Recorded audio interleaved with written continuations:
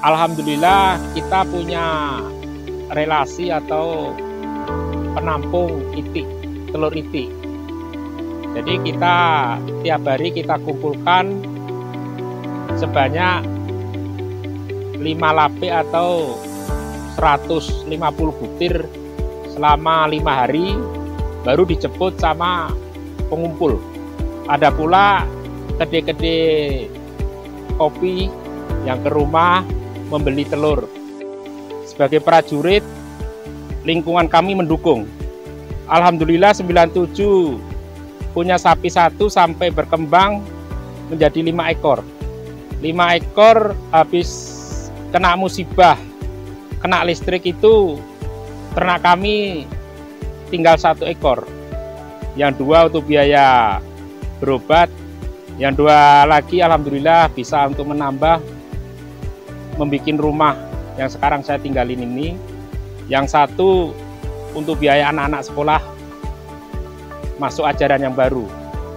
Dan cita-cita saya mungkin ke depan dengan hasil ternak ini ingin sekali saya mengumrohkan istri saya. Soalnya dengan jerih payah beliau inilah saya dibantu bisa berdiri tegar sampai sekarang ini.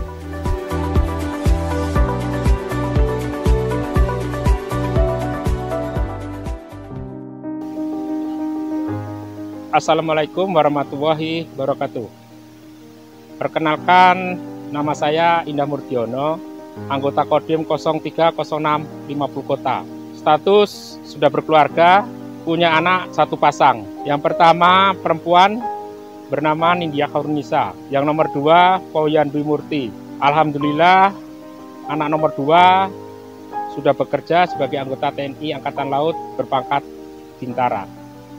Alhamdulillah tahun 97 saya berusaha beternak sapi. Seiring waktu berjalan dengan kebutuhan ekonomi, tahun 2017 menambah beternak itik. Dikarenakan kebutuhan ekonomi tadi, tiap hari kita harus mengeluarkan biaya hidup. Saya mencoba untuk berusaha ternak itik bertelur agar perputaran tiap harinya bisa menambah ekonomi keluarga. Alhamdulillah tahun 2011 saya dapat perintah dari Kemhan untuk mengikuti kursus ke Bintaro.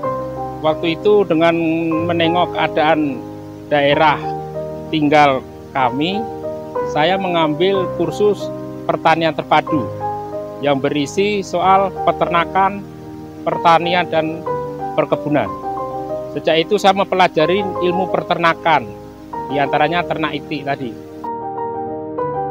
Jadi sampai sekarang saya berusaha akan mengembangkan usaha ternak itik dengan berkat ilmu dari kursus di Kemhan itu.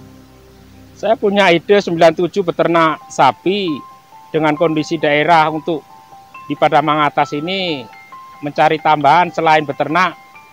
Sebagai prajurit, lingkungan kami mendukung. Alhamdulillah 97 punya sapi 1 sampai berkembang menjadi 5 ekor. 5 ekor habis kena musibah, kena listrik itu ternak kami tinggal 1 ekor. Yang 2 untuk biaya berobat, yang 2 lagi alhamdulillah bisa untuk menambah membuat rumah yang sekarang saya tinggalin ini. Yang 1 untuk biaya anak-anak sekolah masuk ajaran yang baru. Habis itu alhamdulillah ternak sedikit demi sedikit mulai habis. Nah, sejak 2011 itu saya kursus ke Bintaro. Alhamdulillah ada petunjuk melalui kelompok ternak.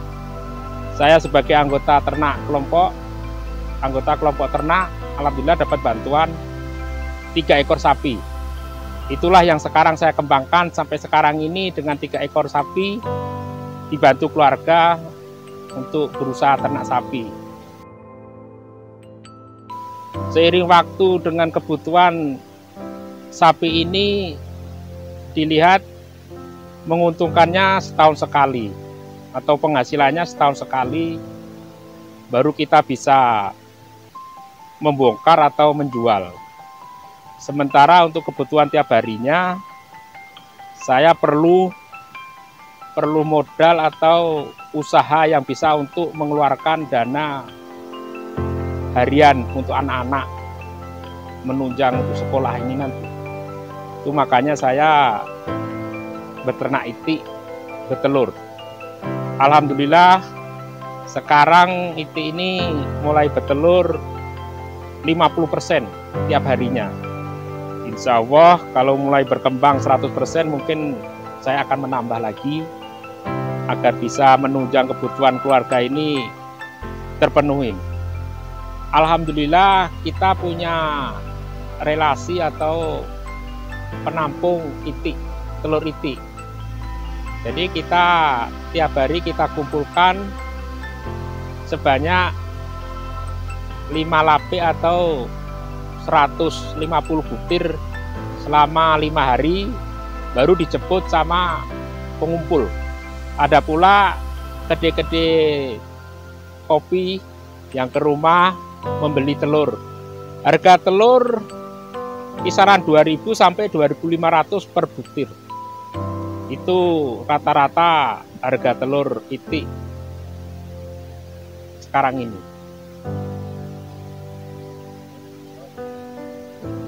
Dari hasil penghasilan telur itik selama seminggu kita mendapatkan income sebanyak 250.000 sampai 300.000 per minggu. Untuk 1 ekor itik dibutuhkan modal mulai bibit sampai betelur kurang lebih 110.000 sampai 120.000 per ekor. Untuk tahap awal ini dengan perkembangan bebek ini saya mengeluarkan subsidi sampai bisa 100% itik betelur.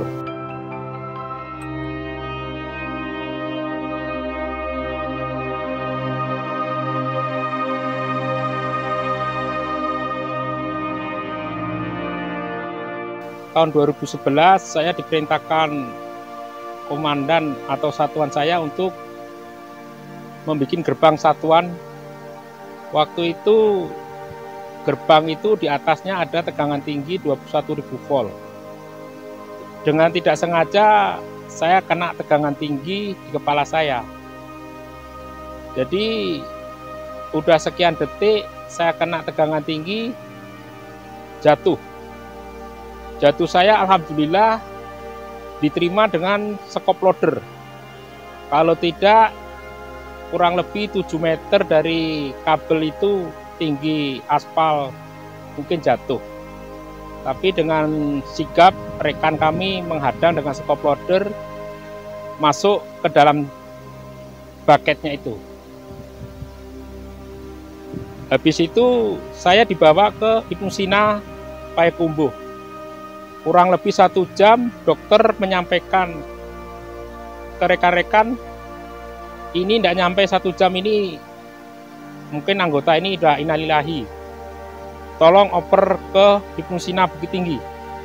Sampai di Hipnosina Bukit Tinggi selama 9 hari saya ditanya-tanya dokter ke istri, itu dipotong saja kaki itu. Habis itu dengan tidak kepuasan itu saya dievakuasi ke Padang, RST Padang. Sampai di Padang baru saya diamputasi kaki kiri saya setinggi sepatu PDL. Habis diamputasi kok masih merasakan panas dingin. Kata dokter masih ada infeksi. Diamputasi lagi sebatas lutut. Udah amputasi di batas lutut, kok masih panas dingin lagi. Dicoba lagi. Yang sebelah kanan mau diamputasi lagi. Dengan kondisi udah nggak kuat lagi, saya menyerah. Biarlah diamputasi, yang penting saya tidak merasakan sakit lagi. Mendengar keadaan itu, istri saya melaporkan ke komandan saya, Bapak Aryono. Beliau kaget. Kalau dua-duanya diamputasi, mau jadi apa anggota saya ini? Jadi selama 14 hari di rumah sakit RST Padang, saya langsung dikirim ke Gatot Subroto. Kalau memang di rumah sakit Gatot Subroto, kalau memang ya mau diamputasi, itu udah finish dah, apa boleh buat. Sesampainya dia ke Gatot Subroto di UGD, ditanya sama piket RST Gatot Subroto, kenapa kok diamputasi? Apa punya penyakit gula? Siap, tidak dok. Loh, kalau tidak punya penyakit gula kok diamputasi? Nah itulah dok, mungkin nasib saya udah digariskan seperti ini. Jadi saya dikasih gambaran kepada dokter RST Pak Gatot Subroto. Ini Pak, kalau kita diamputasi ini kalau orang yang punya penyakit gula. Jadi uratnya, tulangnya itu yang dihantam. Nah, berarti mungkin di daerah itu dok, coba-coba itu dok. Jadi alhamdulillah sampai di Gatot Subroto, kaki sebelah kanan saya tidak diamputasi. Sampai sekarang ini alhamdulillah kondisi saya berangsur-angsur sembuh, tapi tidak normal lagi, beraktivitas dengan kursi roda. Kalau kondisi orang tua saya kayak gitu, saya akan membuktikan saya mampu untuk menjadi orang sukses. Maka dari itu anak-anak saya yang laki-laki ini dengan semangatnya dan rasa tanggung jawabnya untuk mencari kerja, alhamdulillah dengan doa-doa orang tua menjadi seorang anggota TNI berpangkat bintara. Itulah yang membuat saya semangat sampai sekarang ini. Dengan kondisi saya sekarang ini, anak-anak saya masih mendukung dan mensupport agar lebih maju lagi. Jangan sampai kita melindir atau takut sama orang lain. Kita sekeluarga ingin membuktikan kalau kita sekeluarga mampu dengan tantangan zaman atau ekonomi sekarang ini, kita harus berusaha semaksimal mungkin mencari tambahan atau usaha. Alhamdulillah dengan berpikir kami sekeluarga berusahalah ternak dengan dibantu Bapak Komandan, sekarang ini berjalan. Dengan usaha ternak sapi yang saya capai, alhamdulillah saya udah bisa membuat rumah yang sederhana. Alhamdulillah tidak ngontrak. Selebihnya untuk biaya-biaya anak sekolah, bisa berusaha ya membeli tanah sekitar sini dengan dibayar ternak sapi itu tadi. Kalau tidak begitu, saya dengan mungkin kita tahulah ekonomi kita sebagai prajurit, dibilang cukup ya cukup, dibilang kurang ya kurang. Tapi alhamdulillah dengan beternak sapi ini kita bisa menabung, bisa membuat rumah, bisa menyekolahkan anak sampai kuliah selesai. Itu yang saya berpesan, bisa menyelesaikan anak-anak sampai tamat semuanya. Jadi sekarang kita tinggal menjalanin atau mengembangkan lagi usaha-usaha ini. Dan cita-cita saya mungkin ke depan dengan hasil ternak ini, ingin sekali saya mengumrohkan istri saya. Soalnya dengan jerih payah beliau inilah saya dibantu bisa berdiri tegar sampai sekarang ini. Berdiri, bekerja berdua dengan doa-doa. Harapannya belum tercapai, mungkin ya ini tadi, akan mengumrohkan istri saya. Itu cita-cita saya yang belum terwujud. Insya Allah kami berdua, anak saya Pauyan dan saya akan berusaha meniatkan ini agar istri saya bisa umroh. kendala-kendala usaha beternak 2007 sampai 2015, kendalanya saya beternak lahan untuk makan ternak sapi saya ini. Misalnya kita harus punya lahan rumput, seiring waktu berjalan dengan tabungan sedikit demi sedikit kita bisa membeli sebidang tanah. Inilah tanah-tanah ini yang kita tanami rumput gajah. Awal mulanya kita belajar menghadapi kendala-kendala masalah makan ternak ini. Posisi terendah pernah terjadi waktu ternak-ternak ini udah habis, biaya anak sekolah udah nggak ada. Dengan motivasi istri meminta pendapat untuk berjualan. Soal dengan kondisi saya sekarang ini, waktu menapak dari awal, memang kondisi saya dengan keadaan ini saya tidak pede atau nyaman beradaptasi dengan masyarakat, apalagi kita di daerah mungkin agak asing dengan kondisi orang seperti saya ini. Itu makanya saya mendidik anak-anak jangan minder atau takut. Memang kondisi keadaan orang tuamu seperti itu. Nanti kedepannya masih banyak lagi tantangan-tantangan itu. Sedikit demi sedikit saya mencoba cobaan itu.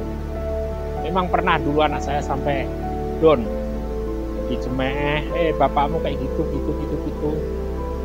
Tapi alhamdulillah dengan motivasi bimbingan kami, alhamdulillah semangat tekad untuk menghadapi itu sedikit demi sedikit mulai terkikis sampai sekarang ini. Saya memotivasi kepada masyarakat, khususnya saya sendiri, bagi masyarakat yang normal, jangan sampai putus asa.